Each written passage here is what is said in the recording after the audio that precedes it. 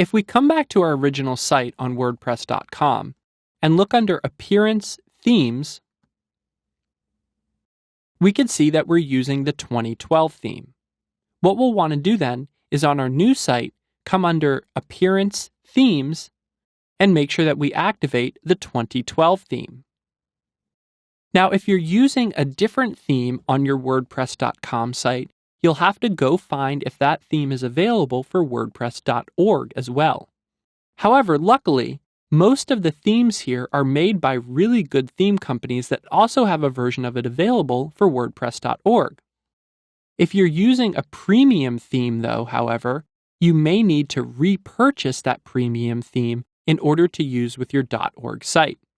For example, this great theme, Port by Theme Trust,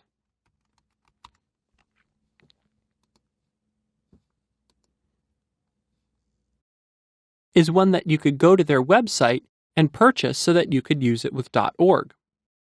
It's important when you're assessing transfer that you look up your theme's availability on WordPress.org. If you're going to choose a new theme altogether, then this doesn't matter. However, what we want to do is try to get our two themes or our two sites looking pretty much the same. So you can see we now have the same theme running for each one. However, our menus are not the same. So we'll come down under Menus,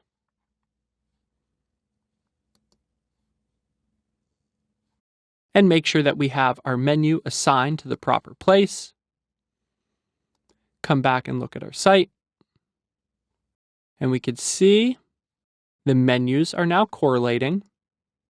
However, we have a blog homepage here instead of a static front homepage. So we'll come down and customize that. And for a static homepage, select our homepage, and then our news page for showing our posts. We could see that our titles are different here. This just said WordPress Transfer Demo Site. So I can come back into my new site, come under Settings,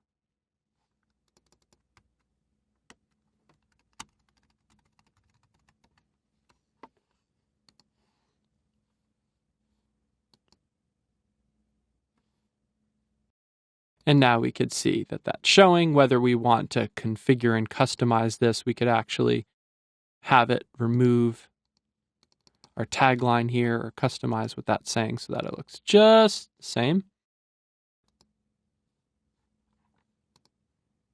You'll notice that on our .com version, we have the share this and like options. However, we don't have this on our new site, so we'll come down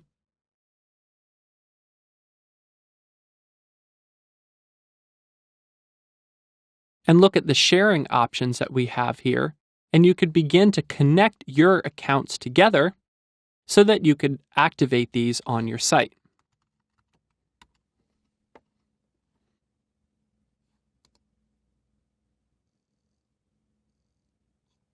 So now I have one connected.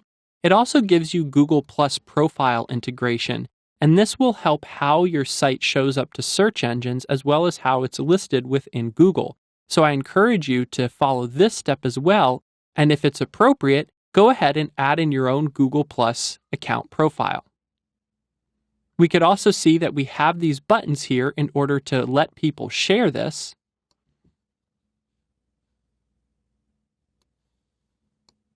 There we go. This is where we want, not inside the share button.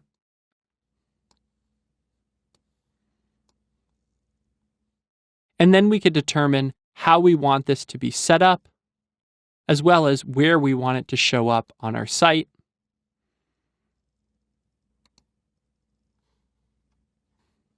And then we'll come back and view our site again, and we could see now we have our sharing options coming together. We'll notice, though, that if we go to our About page, we have different widgets available there. So we'll come in on our .com site and look and see we have contact hours and blog stats. And then we'll come under Widgets on our new site, clear out the main sidebar, and see that if we search for hours and directions, it doesn't actually show up. So what this means is that WordPress.com has a special contact info widget even with the Jetpack plugin installed. So in this case, in order to get this functionality that we have here, we'd have to go and either search for a different widget that could fill its place or figure out how we have to customize our template to get that info in there. So this is an important note that there are still some things in WordPress.com that you won't be able to fully bring over into your new .org self-hosted version. At this point, we've looked at a few of the primary things that you'll likely need to reset up, such as some basic settings for the home page or what text appears where, what the menu looks like, what widgets are available between your .com and WordPress sites and how you might need to adjust those, how to use Jetpack in order to enable the shortcodes and some of the features that you would see with your .com version of WordPress, as well as a few other little tips and tricks for transferring your site over. Now, if during this process you get completely stuck, you could always go back into your hosting account, find the WordPress installer, and come down and uninstall the version of WordPress that you were working with in order to begin again.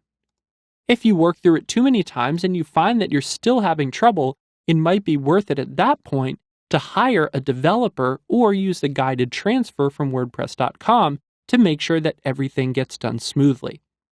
However, if you've worked with WordPress before transferring sites, you should find the migration from .com to .org pretty smooth. And if you're beginning to get to the point where WordPress.com is too limiting for what you want to do with WordPress, beginning to do this transfer process on your own is a great skill for you to learn. Congratulations on working through our course on moving a WordPress site from .com to .org. At this point, you should have all of the knowledge you need to go ahead and start moving your own site from WordPress.com to WordPress.org.